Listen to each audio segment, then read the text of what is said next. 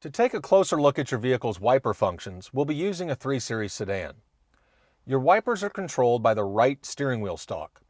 To activate the wipers at normal speed, press up on the stalk once. To switch off normal wipe, press down on the stalk once. To activate high-speed wiping, either press up on the stalk twice or press past the point of resistance once. From high speed, tapping down once will return the wipers to normal speed, while tapping again will deactivate the wipers.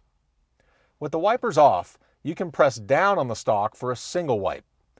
The wiper stalk can also be pulled towards you to activate the wiper jets and clean the windshield.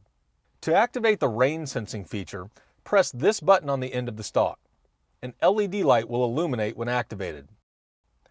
Adjusting the thumb wheel up makes it more sensitive to rain, while adjusting the thumb wheel down makes it less sensitive. Be sure to turn off the rain sensing feature when entering a car wash to avoid damage to the wipers.